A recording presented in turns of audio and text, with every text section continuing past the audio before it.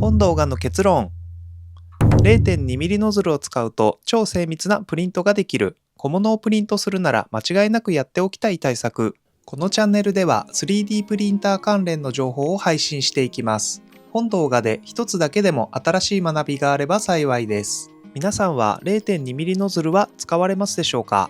A1 ミニの 0.2mm ノズルを使うとどんだけ綺麗にプリントできるのかが以前から気になっていました。そこで今回は 0.2mm ノズルを使っていろいろとプリントしてみました。通常は 0.4mm ノズルが使われることが一般的なので馴染みのない方も多いとは思いますが、今回実際に使ってみたらいい感じにプリントできましたので、私なりにご紹介したいと思います。0.2mm ノズルが気になる、小さくて精度のいいものを作りたいという方はぜひ最後までご覧ください。それでは本動画のメニューは以下の通りです。1、今回使う機器、備品、スライサーソフトについて。2、こんなに違う、プリントして比較してみた結果。3、0.2mm ノズルを使うメリットについて。4、0.2mm ノズルを使うデメリットと注意点について。以上4つを詳しく解説していきます。それでは1つ目の今回使う機器、備品、スライサーソフトについて解説していきます。今回はサンステラさんからご提供いただいているバンブーラブ A1 ミニという 3D プリンターを使います。ワークサイズは小さいながらも高精度で使いやすい 3D プリンターです。この機械の詳細は別の動画にまとめていますので、そちらもご覧ください。また、フィラメントはバンブーラブの PLA ベーシックを使います。個人的に色味が好きなフィラメントです。バンブーラブ公式ストアだと4000円ちょっとで売られています。あと、今回の主役ですが 0.2mm ノズルです。ヒートシンクとノズルが1つのユニットになっています。本体にマグネットでくっつく仕組みになっています。ネジ止めしなくていいので交換がとても簡単です。価格は1980円でした。最近のノズルはやや高め傾向かもしれませんが、価格に負けていないと思います。スライサーソフトはバンブースタジオを使います。このソフトは 0.2mm ノズルのパラメータが最初から準備されています。さらに 0.08mm や 0.06mm などの高品質用の積層ピッチのテンプレートまでちゃんと用意されています。設定に迷うことがないのでめちゃくちゃ嬉しい点ですね。それでは2つ目のこんなに違う、プリントして比較してみた結果を解説していきます。ここからは 0.4mm と 0.2mm ノズルでそれぞれプリントしたものを比較していきます。これは 3D ベンチを 30% に縮小してプリントしたものなんですが、どっちが 0.2mm ノズルかわかりますでしょうか？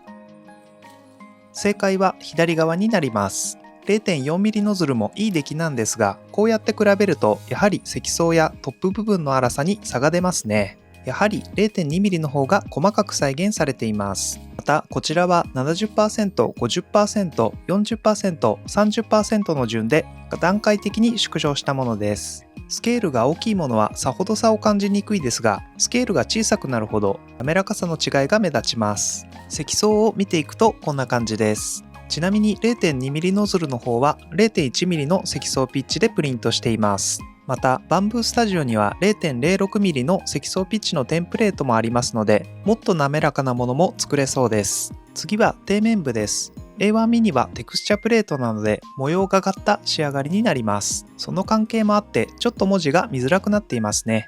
よく見ると 0.2mm ノズルの方はなんとか文字を読むことができます。このあたりも違いがあります。あと船の先端はちょっと陥没しているので、もう少し調整が必要かもしれません。続いてこのようなモデルをプリントしてみます。内側と外側の円の間には隙間があり、くるくる回るようになります。原寸大だとこんな感じです。問題なくくるくる回すことができます。では 50% に縮小した場合だとどうでしょうか？これも問題なく回転します。こんな小さなものでも回るのですごいですよね。ではさらに小さくして 30% まで縮小するとどうでしょうか？小さすぎて持てないのでラジペンとピンセットを使います。これも問題なく回転できていますね。小さすぎて手元がもたつきましたが、スムーズに回すことができました。ここまで小さいのがいけるのはすごいですよね。続いてこちらは 0.4mm ノズルで作ったもの。等倍プリントは全く問題ないです。で、こちらは 50% と 30% に縮小してプリントしたもの。30% の方はプリントに失敗してくっついちゃってます。ちょっと細かすぎたようです。そして 50% は形にはなっていますが、内側の円と外側の円がくっついてしまい分離させられませんでした。やっぱり 0.4mm ノズルだと差が出るもんですね。続いては光造形でよく使われるこのようなかなり細かいベンチマークをプリントしてみます。通常細かすぎて光造形でないと再現できないんですが、 0.2mm ノズルだとどうでしょう。結果はこんな感じになりました。どうでしょうか。かなりいい感じにできています。よーく見るとてっぺんの凹凸部は再現できていませんが、ビルの窓や横の文字なんかはしっかりプリントされていますね。そしてこちらは 0.4mm ノズルを使い 0.2mm ピッチでプリントしたもの。フィラメントの色が違うんでちょっと比較しにくいかもしれませんが、それでも積層部分や細かいところの違いがわかります。こちらのビルの窓や横の文字は全く再現されていないですね。また参考程度ですが、こちらは光造形方式でプリントしたものです。プリント方式が全く違うので比較にはなりませんが、光だとこれくらい綺麗に仕上がります。MARS4 というプリンターで出力しましたので、ご興味があればそちらの動画も参考にしてください。続いては積層やオーバーハング、表面の文字の再現性がわかるこんな感じのベンチマークモデルです。どっちが 0.2mm ノズルかお分かりでしょうか。カメラがブレて見にくかったかもしれませんが、正解は右側です。写真で見るとこんな感じ。 0.4mm ノズルの方は文字がちょっとボケ気味かな。 0.2mm ノズルの方はシャープに見えます。続いて表面部分を見てみると、こちらも 0.2mm ノズルの方が文字がシャープに表現されています。後ほどさらに拡大して比較しますが、文字は潰れていませんし、柱や円柱の積層が綺麗です。こんな感じで 0.4mm ノズルとの比較をしましたが、ここまで違いがあるんですね。それでは3つ目の 0.2mm ノズルを使うメリットを解説していきます。A1 ミニの 0.2mm ノズルは精度が高くていい感じでしたが、ここでメリットをちょっとだけ整理したいと思います。まず1つ目は表面の造形線が目立たなくなるということです。こんな感じで上から見た時の線の太さには結構な違いがありました。 0.4mm ノズルの押し出し幅の値を絞っても限界はあるので、細かいプリントをしたい場合はやっぱり 0.2mm がいいですね。メリットの2つ目は表面の文字がシャープになる点です。こうやって見比べると文字の見やすさにも違いがあります。0.4mm ノズルの方は文字を読むことができないものもありますが、 0.2mm の方は読むことができました。メリットの3つ目は積層の文字がシャープになる点です。このように 0.2mm ノズルを使うと積層ピッチも細かく設定されますので、横から見た文字はくっきり表現されるようです。いい悪いというよりかは使い分けができそうですね。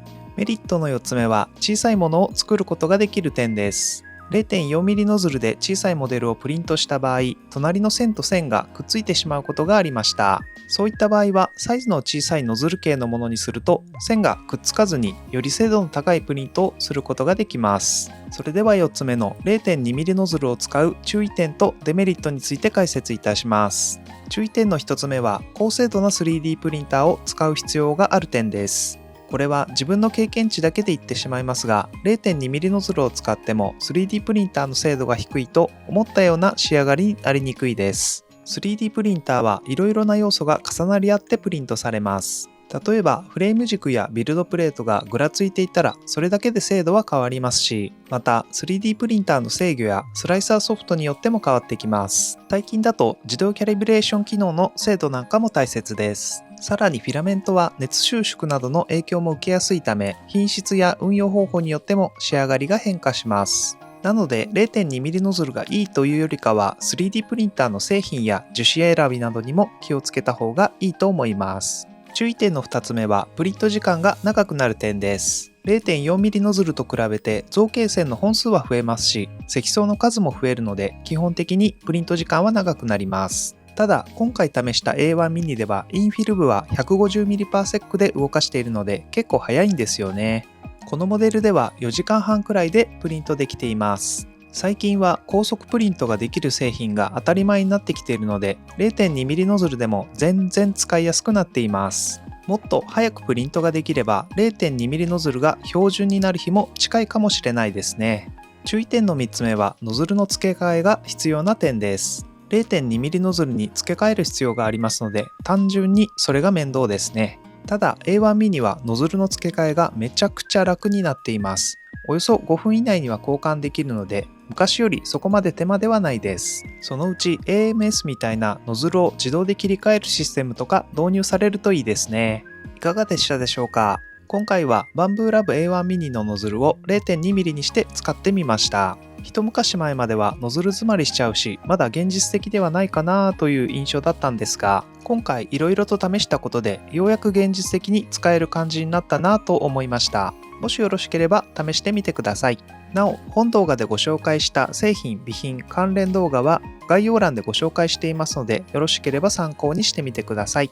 本動画は以上となります。動画の内容が良かったと思ったら高評価をお願いします。これからも 3D プリンターに関する役立つ情報を配信していきますので、チャンネル登録をお願いします。ご清聴ありがとうございました。